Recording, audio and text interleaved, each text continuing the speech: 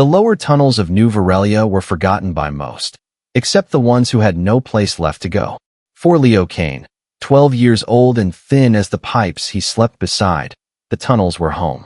He knew every dripping line, every echo, every tremor that meant the patrol drones were near. Above him, the bright city shimmered in false daylight, clean streets, flying cars, tall towers where the aliens lived. Down here, the air tasted of rust and wet stone. Leo didn't hate it anymore. He'd learned to stop hating long ago. Hate wasted energy, and energy meant survival. He crouched beside a leaking valve, collecting warm drops into an old tin cup. Dinner. Again. Another royal meal, he muttered, trying to laugh. The sound died quickly, swallowed by the tunnel. His fingers brushed the old locket around his neck, his mother's, the only thing left from the day the Purge Raiders burned the human quarters.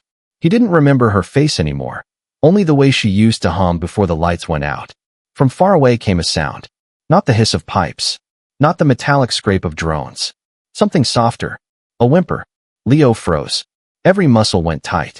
Strange sounds in the tunnels meant trouble. But curiosity had always been his curse. He moved toward the sound, slow and silent. Bare feet. Shallow breaths. The glow of his flickering lantern showed the outlines of a figure at the next junction. Someone was there. Small. Shivering. He pressed against the wall, peeking around the corner. It was a girl, or something close to one. Her skin shimmered faintly, pale violet, dusted with silver veins that pulsed like living light. An Eliran, one of the upperworld species. One of them. She sat against a pipe, her leg twisted awkwardly, blood dark against her shining skin. When she saw him, her wide glass blue eyes filled with panic. "Stay away," she whispered. Her voice was melodic, trembling. Leo lifted both hands. "Easy. I'm not going to hurt you." "You're human," she said, shrinking back. He gave a half-smile. "Guilty. You're bleeding." She looked over her shoulder, fear flashing through her. "They'll find me," she said. "Who?" Leo asked, but she didn't answer. Then he heard it. Echoing footsteps splashing through the water. Harsh metallic voices, scanning, searching. Patrols. Her breath hitched. "Please help me." Leo hesitated. Helping an Eliran was suicide. Humans caught near them were executed. No questions. But leaving her here, broken, terrified, was something he couldn't do. He stepped forward. "Can you walk?" She tried, gasped, and almost fell. Leo caught her, surprised by how light she felt, like holding a shadow. Her skin was cool, like stone that had never seen sunlight. "What's your name?" he asked. "Ariel Vane." Leo blinked. Vane, the name printed on every food crate, every drone engine. She was the daughter of the city's ruling family. "This way," he whispered, wrapping her arm around his shoulders. He led her through a maintenance shaft, narrow and dripping. Her breathing grew weaker with every step. They reached his small hideout, a hollow space behind a collapsed pipe. Blankets made of rags. A flickering lamp. 2 cans of old food. "Sit," he said. She obeyed, biting back a cry of pain. Leo tore a strip from his shirt and tied it around her leg. She winced but didn't pull away. "You shouldn't help me," she murmured. "If they find you, they'll—" "I've been hiding my whole life," he said. "One more night won't kill me." For a moment, silence filled the space. The girl looked at him, this dirt-covered human boy with bright gray eyes. "You're not like what they say," she whispered. Leo smirked. "And what do they say?" "That humans are cruel, dangerous, unworthy." He shrugged. "Guess I didn't get the memo." For the first time, she smiled. A small, fragile smile that softened her alien glow. Outside, the patrol voices faded away. The danger was passing, at least for now. Leo handed her a cracked bottle of water. "Rest," he said. "Tomorrow, you can go back to your world." Ariel looked down at her hands. "And you?" "I'll still be here," he said quietly. "Where else would I go?" As she drifted into uneasy sleep, Leo watched her from the shadows. He didn't know why he cared. Maybe because she looked just as lost as he felt. Maybe because, for the first time in years, someone from the shining world above had looked at him, not as a pest, but as a person. He turned off the light and whispered to himself, "Let's hope tomorrow's kind." But the city of New Virellia was never kind. And fate had just begun to take notice of the human boy who dared to help an alien princess. Leo woke to the faint hum of the tunnels. The air was cold, and his small lamp had burned out during the night. For a moment, he thought the glowing girl beside him was part of a dream. But then she stirred, wincing as she tried to sit. "You're still here," she said softly. "Didn't have anywhere else to go," he replied, stretching his tired arms. "Besides, you'd be alien bait without me." Her lips curved into a faint smile, but the worry in her eyes didn't fade. She looked fragile, like a creature made of light and fear. Leo crouched by her side. "You need food." He grabbed one of his dented cans, using a screwdriver to pop it open. The smell wasn't pleasant, but it was food. Ariel took a small bite, then grimaced. "This tastes awful." Leo grinned. "That means it's safe." For the first time, she laughed, a small sound that echoed like music in the tunnels. It was strange hearing laughter down here. It didn't belong in the dark. After she ate, Leo checked the bandage on her leg. "Better?" She nodded. "A little. My father, he'll be searching for me." "Your father's the ruler, right?" "Yes. And the one who forbids contact with humans." Her voice cracked slightly. "He says your kind are dangerous. That you destroy everything you touch." Leo stared at her for a long moment. "Maybe we do," he said. "But sometimes, we build things too. We just never get credit for it." She looked at him like she was seeing something new, something her world had hidden from her. Before Leo could speak again, the tunnel lights flickered. Then came the sound he dreaded, metallic steps, synchronized and fast. Patrol drones. And heavier ones this time. Ariel's eyes went wide. "They found me." Leo jumped to his feet. "Stay quiet." He grabbed a wrench from his pile of scavenged tools and peeked through a crack in the wall. 2 drones glided past, scanning beams sweeping the corridor. Behind them walked armored guards, Illyrian enforcers. Leo's heart pounded. He had hidden from patrols before, but this was different. They weren't sweeping for humans.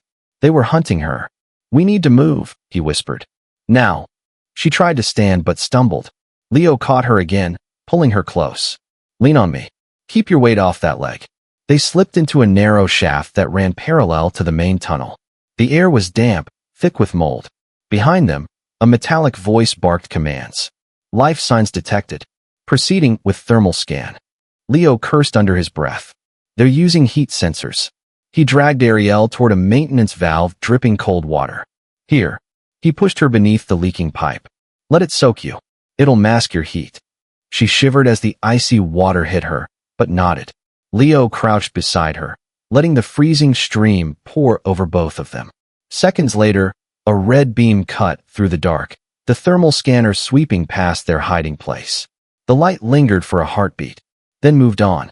The sound of the patrol faded slowly, replaced by the steady rhythm of dripping water. Ariel let out a trembling breath. "How did you know to do that?" Leo smirked. "Because I've spent half my life hiding from things that want me dead." She studied him with new respect. "You saved me. Twice now. Don't count too soon," he said, wringing water from his hair. "We still need to get you out of here." They followed the old shaft deeper into the tunnels. The air grew colder, the walls older. Faint graffiti marked the stone, human words, long forgotten. "What is this place?" Ariel asked. "Old city lines," Leo said. "Before the Ellerins came. Humans built all this. We just don't own it anymore." Ariel ran her fingers across the rough wall, her expression thoughtful. "It's beautiful," she whispered. Leo almost laughed. "You think rot and rust are beautiful?" "I think it's real," she said softly. "Up there, everything's clean and perfect, but it's fake. Down here, it feels alive." They reached a fork in the path. Leo hesitated. "The left way leads toward the lower chambers," he said. "The right one takes us near the surface access." "Which is safer?" "Neither," he said. "But I've got an idea." He led her left, deeper. Ariel frowned. "Why deeper?" "Because the deeper we go, the fewer drones there are," Leo said. "And because I know someone who can help us. Someone who owed him a favor." The tunnels widened, opening into an ancient station, a ghost of the old human subway network. Rusty signs still hung over cracked platforms. Dim light glowed from old generators, weak but steady. Ariel looked around in awe. "You live like this?" "Not just me," Leo said quietly. "There are hundreds down here." Before she could respond, a voice echoed from the shadows. Well, the sewer prince returns." Leo turned. A tall man stepped from the darkness, his beard streaked with gray, his mechanical arm whirring softly. Hector, Leo said with relief. I need your help. Hector's gaze shifted. To Ariel, her glowing skin, her trembling hands. His face hardened instantly. You brought one of them here. Leo stood between them. She's hurt. And if the patrols find her, they'll find us all. Hector's metal hand clenched. Then you'd better explain fast. Boy, before this mistake costs every human down here their life. The station lights flickered, and the faint sound of drones returned, distant, but closing in. Ariel looked terrified. Leo met Hector's eyes. You once told me humans don't leave anyone behind. Hector frowned. Then prove it, Leo said. Because tonight, that rule has to include her. The air in the old station grew heavy. Faint light flickered over the broken tracks, glinting on Hector's mechanical arm. He studied Ariel like she was a ticking bomb. And Eliran, he muttered. Down here. Do you have any idea what that means, boy? Leo stood tall, though his heart was racing. She's hurt. She's being hunted. If we throw her out, they'll follow her scent straight to us. Hector took a slow step forward, gears in his arm whirring softly. Or they'll track her signal and find us anyway. Ariel's glowing skin dimmed slightly as she tried to shrink back. I didn't mean to bring danger, she whispered. I just wanted to run away. Hector gave a dry laugh. Run away? Ellerans don't run.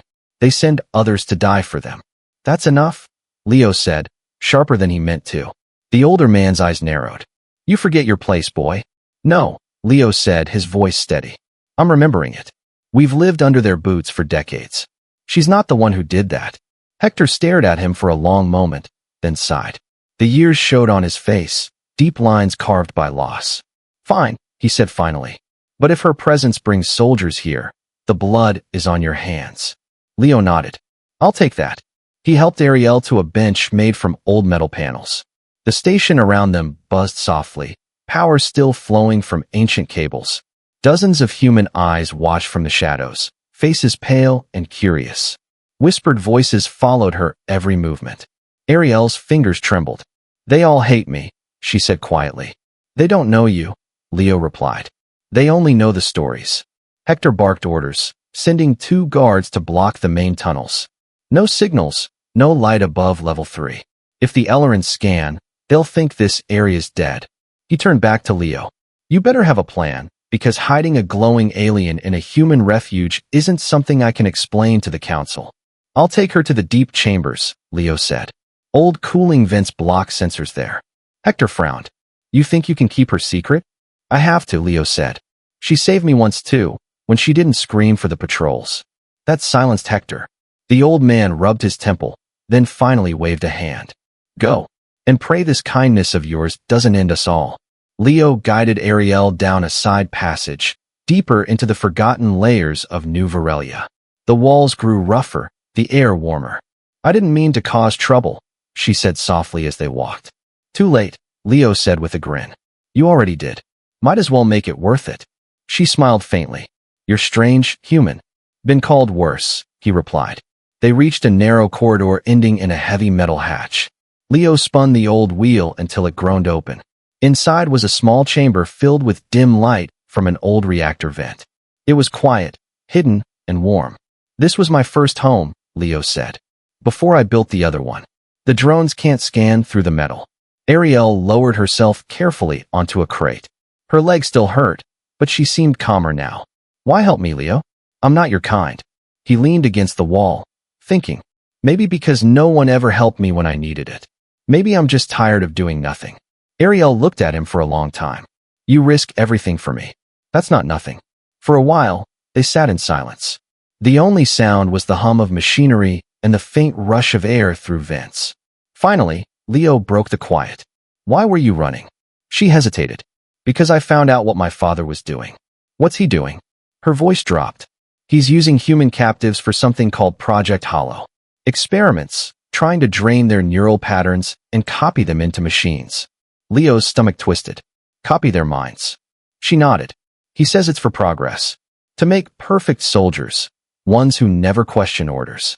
Leo clenched his fists. That's not progress. That's murder with extra steps. I tried to stop it, Ariel said, her eyes glistening. I told him it was wrong. He locked me in my room. Said I was weak, like them. Them, Leo repeated bitterly. Meaning humans. Ariel looked down. Yes. He paced the room, anger boiling beneath his skin. You're telling me your people are building a machine army using human minds?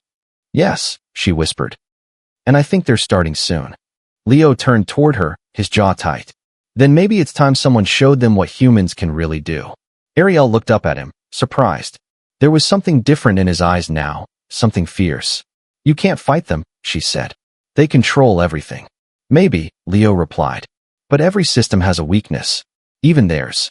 Ariel studied him, and for the first time, she believed he might be right. Above them, faint tremors shook the ceiling. Patrol ships, moving low across the city. Leo turned off the last light. We stay quiet. Tonight, we survive. Tomorrow, we start fighting back. Ariel hesitated, then said softly, You sound like a leader. Leo smiled in the dark. Nah, just a kid from the sewers who's really tired of running. But even as he said it, something inside him shifted, like a spark catching dry wood. Somewhere far above, in a palace of glass and steel, Lord Vane ordered the city's scanners to search for his missing daughter. He had no idea that beneath his shining empire, the very humans he considered vermin were beginning to wake. And one of them had just found a reason to fight. The tunnels never truly slept. Even when the city above went silent, the underground hummed, with machines, whispers, and dreams of freedom. Leo couldn't sleep that night. He sat by the vent's faint glow, tools spread across the floor. His hands worked automatically, repairing a broken drone wing he'd scavenged years ago. It was useless junk, but fixing things helped him think. Across the room, Ariel rested, her breathing shallow but steady. The silver glow under her skin had faded. Without it, she almost looked human. Almost. Leo's mind raced. Project Hollow. Human minds stolen. Machines built to obey. It was the kind of horror you'd expect in bedtime stories, not in real life. But then again, the Ellerons had stopped seeing humans as real life long ago. He stared at the faint scar running across his wrist, a reminder from the purge years ago. They called it cleansing. He called it murder. A soft voice pulled him from his thoughts. You're angry. Ariel sat up, hugging her knees. The dim light made her blue eyes look almost gray. Shouldn't I be? Leo asked. Your people killed mine. Now they're trying to erase what's left of us. She didn't flinch. You're right. The honesty in her tone surprised him. You're not going to defend them? There's no defense for monsters, she said quietly. That's why I ran. They sat in silence for a long time, the air heavy between them. Finally, Leo sighed. If your father finds out you're helping a human, he'll destroy you too. He already tried, Ariel said, almost smiling. I'm still here. Leo chuckled softly. You're braver than you look. So are you, she replied. Most humans would have sold me to the patrols for a meal. Yeah, well, Leo shrugged. Guess I'm bad at business. Footsteps echoed in the corridor outside. Heavy ones. Leo grabbed his wrench and motioned for silence. A shadow filled the doorway. Then Hector stepped in, carrying a metal case. Relax, he grunted. I come bearing gifts. He set the case down and opened it. Inside were old weapons, pulse pistols, scrap grenades, and a cracked data tablet. Council's nervous, he said. The patrols doubled their sweeps. They're scanning lower levels now. Leo frowned. They'll find us eventually. Not if we move, Hector said. Then his eyes landed on Ariel. You should have left her. She's trouble. Ariel stood, wincing slightly. Maybe, but I can help you. Hector laughed. You? Help us? The princess of the monsters. Her voice stayed calm. You want to destroy the Valen network, right? The power grid that controls the drones. Hector's smirk faded. How do you know about that? Because my father built it, she said. And I know where the control nodes are. The room fell silent. Even Leo stared at her. You can shut them down? He asked. I can crash them, she corrected. But I'll need equipment. Access. And people brave enough to go where no human is allowed. Hector's eyes narrowed. And why would you help us do that? Ariel's voice trembled, but her gaze didn't. Because I'm tired of being my father's weapon. If I can help you stop him, maybe I'll finally be free too. Leo stepped closer to Hector. She's telling the truth. You sure? The older man asked. No, Leo admitted. But I'd rather die trying with her than rot down here, waiting to be erased. For a long moment, Hector said nothing. Then he slammed the case shut. You always were a fool, boy, he muttered. But fine. The council will want to hear this. He turned to leave, then paused. One more thing. Drones aren't just sweeping anymore. They're scanning for brainwaves. Your alien friend there lights up like a beacon. Ariel looked worried. I can mask it, she said. For a short time. But I'll need a stabilizer, something that can regulate neural output. Leo looked thoughtful. I know where to find one. Hector frowned. Where? Leo's grin was sharp. Topside. The scrapyard by the hover docks. They toss old Eliran gear there. I've salvaged before. Hector shook his head. That's suicide. Maybe, Leo said, already packing his bag. But I've survived worse. Ariel met his eyes. I'm coming with you. He raised an eyebrow. You can barely walk. Then I'll limp faster, she said. Hector groaned. You're both insane. Leo smirked. Maybe. But sometimes insanity is all humans have left. He and Ariel left through the back tunnel, vanishing into the maze. As they moved, Ariel whispered, Your people, they still have hope, even after everything. Leo glanced at her. Hope's the one thing they never learned how to steal. Hours later, they reached the scrapyard, a massive pit under the docks, filled with broken machines and dead drones. The night sky above glowed faintly red from city lights. Leo crouched behind a pile of rusted engines. Stay close. Drones sweep here every 10 minutes. Ariel nodded. Her eyes reflected the dim light like twin stars. He climbed a collapsed transport crate, searching. Then he spotted it, a cracked Eliran stabilizer pack half buried in debris. There, he whispered. They moved fast. The air smelled of oil and metal. Then, a sharp beep. A patrol drone turned toward them, red sensor flashing. Leo grabbed Ariel's hand and ran. The drone fired a pulse blast, scorching the ground beside them. Left! Leo shouted. They ducked behind a wrecked hovercar. Another shot hit the metal, shaking it violently. Can you disable it? Leo asked, breathless. Maybe, Ariel said, eyes glowing faintly. She raised her hand. The air shimmered, and the drone's lights flickered, once, twice, before it crashed to the ground in a shower of sparks. Leo stared. You didn't mention you could do that. She smiled weakly. You never asked. He laughed, shaking his head. Remind me not to make you angry. They grabbed the stabilizer and disappeared back into the tunnels before the next patrol arrived. When they returned, Hector was waiting with grim eyes. The councils agreed to meet tomorrow. You'll both have to convince them this isn't madness. Leo looked at Ariel. Then we better give them a reason to believe. She nodded. If humans and Ellerans can't trust each other, then maybe the world deserves to fall. In the dark tunnels of New Virellia, a spark had been lit, fragile, dangerous, and bright. For the first time in years, humans weren't just surviving. They were planning to fight back. Morning in the tunnels was never bright. It came with the hum of machines, the shuffle of footsteps, and the distant vibration of the world above. For the humans of New Virellia's Undercity, this was as close to sunrise as they got. Leo walked beside Ariel through a wide passage lit by flickering lamps. People stopped to stare. Some whispered. A blue-skinned alien walking among them was something no one had seen before, and few welcomed. Keep your hood up, Leo muttered. I'm not ashamed, Ariel replied. It's not about shame, he said quietly. It's about surviving long enough to make this worth it. They entered the council chamber, a large circular hall built from scavenged steel and old rail parts. At the center stood a heavy table made from a repurposed reactor shell. Around it sat 7 humans, old, scarred, and sharp-eyed. At the head was Alara, a woman with white hair and mechanical fingers. She was known as the voice of the forgotten. She watched Leo and Ariel approach with an expression that was more curiosity than welcome. So, Alara said, her voice smooth but cold. This is the alien you risked our entire existence for. Ariel lowered her hood, meeting their gazes without fear. My name is Ariel Vane. I came here because your world is about to burn, and mine will burn with it. The council members exchanged looks. Alara leaned forward. You'd better explain that. Ariel spoke clearly. My father, Lord Vane, is preparing to activate Project Hollow. It will erase every human mind taken from the purge camps. Their memories, their thoughts, all gone. Replaced by artificial code. A man on the left slammed his fist on the table. We already knew they were monsters. Ariel's voice rose slightly. You don't understand.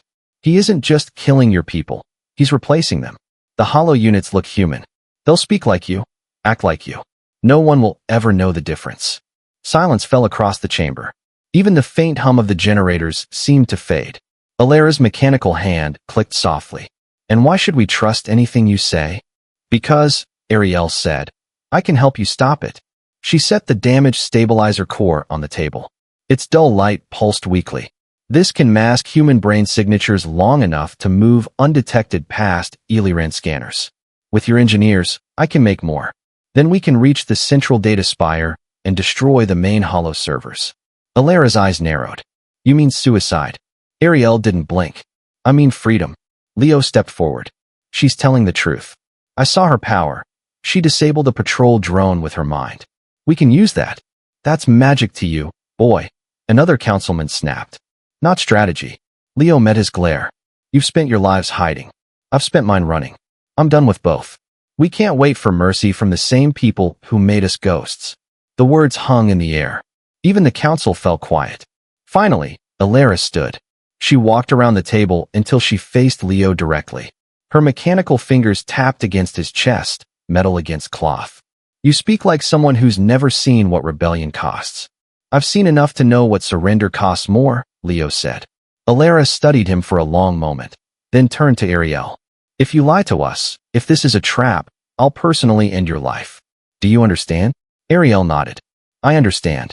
Alara's sharp tone softened slightly. Then we fight. The chamber erupted with low murmurs. Hector, standing near the entrance, smirked. Didn't think you'd talk her into it, kid. Leo let out a long breath. Neither did I. Over the next hours, the tunnels came alive. Humans moved like ants, carrying supplies, arming themselves with scavenged weapons. Old engineers reactivated generators and modified stabilizers under Ariel's guidance. For the first time in years, the Undercity wasn't just surviving. It was preparing for war.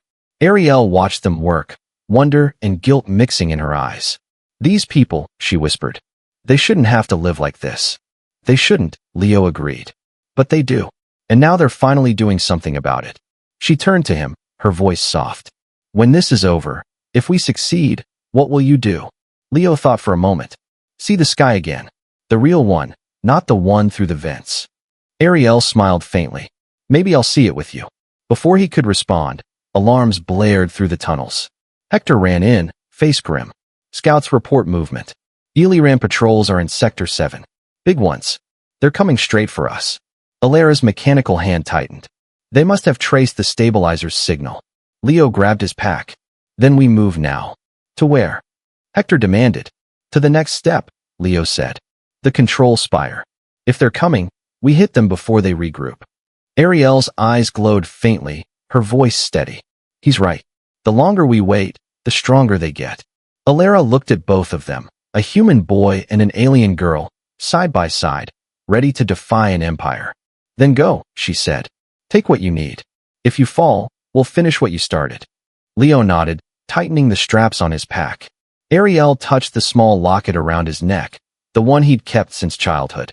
For luck, she said softly. He smiled. I'll take all the luck I can get. As they disappeared into the maze of tunnels, the first rumble of explosions echoed from above. The war for New Virellia had begun, not with armies, but with a boy from the sewers, an alien girl with a guilty heart, and a single fragile hope that refused to die. The tunnels shook like a living beast. Dust rained from the ceiling as distant explosions echoed through the underground. Leo ran beside Ariel, breath sharp, heart pounding. Behind them, humans scrambled through the dark, carrying weapons, cables, and the fragile hope of freedom. They're bombing the lower sectors. Hector shouted over the noise. Leo nodded grimly. That means they found the outer entrances. We don't have much time. They reached an old elevator shaft, sealed decades ago. The walls were covered in rust and graffiti. Leo slammed his wrench against a panel, sparks jumping as the mechanism came to life. The doors creaked open, revealing a freight platform barely big enough for 10 people. This thing still works? Ariel asked. Barely, Leo said, grinning. But it only needs to work once. As the platform groaned upward, the tunnel lights flickered. The world above was waiting, bright, merciless, and full of enemies. When the doors opened, the smell hit them first: ozone, smoke, and rain. They had surfaced beneath the industrial ring, where the lower factories of New Virellia roared day and night. The city was chaos. Drones swarmed the skies like angry hornets. Sirens wailed across the spires. Hector raised his rifle. Looks like the whole damn army showed up. Leo crouched behind a broken cargo hauler, scanning the skyline. The control spires that way, he said, pointing toward a massive tower glowing white against the storm. We reached that building, we end Project Hollow. Ariel adjusted the stabilizer on her wrist, the device flickering with blue light. Once I connect to the spire's grid, I can overload the neural core. It'll shut down every drone in the city. Sounds simple, Hector muttered. It's never simple. They moved fast through the ruins. Rain poured down, mixing with the ash that fell from burning factories. Everywhere they went, they saw the cost of the Elloran's empire. Humans forced to their knees, drones dragging them to transport pods. Ariel's face twisted in horror. They're rounding them up like animals. They always did, Leo said. You just never saw it. When a patrol rounded the corner, Leo didn't hesitate. He fired the pulse pistol Hector had given him, the blast tearing through a drone's chest. The others turned, scanning, shouting. Leo motioned to Ariel. Go. I'll cover you. She didn't argue. She sprinted toward the next alley, her glowing skin dim under the rain. Hector and Leo fired in bursts, dropping more drones before they followed. As they reached a narrow bridge spanning 2 factory rooftops, a spotlight hit them. Move, Leo yelled. A pulse blast slammed into the bridge, sending a wave of heat and metal shards. Hector stumbled, but kept his footing. They're tracking your signal, Leo shouted to Ariel. She pulled the stabilizer from her wrist and hurled it into the storm. It exploded midair in a burst of blue light. The drones momentarily blinded. That bought us a minute, she said. Then let's make it count. Leo replied. They sprinted through the storm. Lightning cracked across the skyline, reflecting off the glass towers. Every sound, every heartbeat, felt amplified by adrenaline. Finally, the central spire loomed above them, a silver tower stabbing through the clouds. The gates were guarded by 2 massive sentinels, 10 feet tall, armored machines powered by human neural cores. Their glowing red eyes scanned the streets. Ariel's voice was steady but tense. Those are hollows. The first prototypes. Leo swallowed hard. You said they were machines. They are, she said. But part of them used to be human. That made Leo's stomach turn. Then we'll free what's left, he said quietly. The group took cover behind a crashed transport. Rain poured harder, washing dirt and blood down the street. Hector checked his rifle. We've got 3 charges left. After that, we're throwing rocks. Leo nodded. Then aim true. He crawled closer, pulse pistol in hand. Ariel, when I give the signal, you hit their core. How? Same way you fried that drone, Leo said. Just stronger. Ariel took a deep breath, focusing. Her eyes began to glow brighter, threads of light tracing her veins. Now, Leo shouted. The team opened fire, pulse blasts lighting the dark like thunder. The hollows turned, heavy steps shaking the ground. One raised its cannon arm, too slow. Ariel screamed, releasing a surge of energy that cracked through the air like lightning. The nearest hollow froze, its red eyes flickering. Then its body convulsed and collapsed, smoke rising from its core. The second hollow roared and charged. Leo ran forward, sliding under its swing. He fired into its chest point blank. The machine staggered, but didn't fall. It raised its cannon again, aiming at Ariel. Leo, she shouted. He didn't think. He leapt between her and the blast. The explosion threw him across the street, his body slamming into a wall. Leo, Ariel screamed, running to him. His arm was burned, his breath ragged, but he was alive. Hector fired the last charge, hitting the hollow's head. The machine fell, shaking the ground as it collapsed. For a moment, the only sound was rain. Ariel knelt beside Leo. You're insane, she whispered. He managed a grin. Told you bad at business. She laughed through her tears. Then she looked toward the tower. Once we go in, there's no turning back. Good, Leo said, standing despite the pain. I don't want to. They stared up at the glowing spire, the heart of Eliran power. Every drone, every soldier, every order came from there. And for the first time, 2 people, 1 human, 1 alien, were about to bring it down. Lightning flashed overhead. Leo took a deep breath and said the Words that would echo through every tunnel, every hidden chamber, every frightened heart in the city. Let's show them what being human really means. And with that, they stepped into the storm. The doors of the central spire opened with a hiss that sounded almost alive. Inside, white corridors stretched upward like veins of glass and steel. Everything shimmered, sterile, perfect, and cold. Leo stepped inside first, limping slightly. Ariel followed, her silver-blue glow casting ghostly reflections across the walls. Behind them, Hector and two other rebels covered their flank, weapons ready. "This place feels wrong," Hector muttered. "It is wrong," Ariel said softly. Every piece of it was built on stolen lives. The air buzzed faintly. Machines hummed beneath the floors. Ariel moved toward a control terminal, placing her hand against the screen. It pulsed blue, recognizing her neural signature. "Security override accepted," a voice said. Ariel turned to Leo. "We're in. But once I connect, they'll know." "They already do," Leo replied, tightening his grip on his pistol. "Let's finish it." The elevator to the upper chamber was silent and smooth, carrying them through the heart of the tower. Outside, lightning cracked across the skyline, reflecting on the glass walls. From this height, the city looked peaceful, as if it didn't know a war was unfolding beneath its feet. When the elevator doors opened, the peace shattered. At the center of the chamber stood Lord Vane, Ariel's father. He was tall, wrapped in silver armor that shimmered with living circuitry. Around him, a dozen drones hovered like silent guards. "Daughter," his voice echoed, deep and calm. "You've brought vermin into my tower." Ariel's jaw tightened. "You're the one who turned our people into monsters." Vane smiled faintly. "Progress demands sacrifice."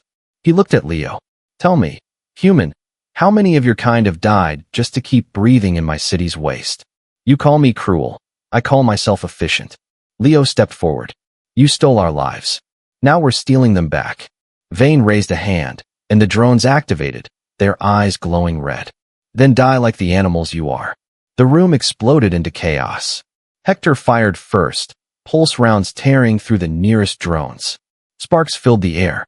Leo ducked behind a console, firing at the swarm as Ariel sprinted toward the main core. "Keep them off me," she shouted. Vane turned, fury flashing across his perfect face. "You can't destroy perfection." He unleashed a wave of energy that knocked Hector to the floor. Leo leapt forward, shooting at Vane's armor. Useless. The blast deflected like rain against glass. Vane grabbed him by the throat, lifting him effortlessly.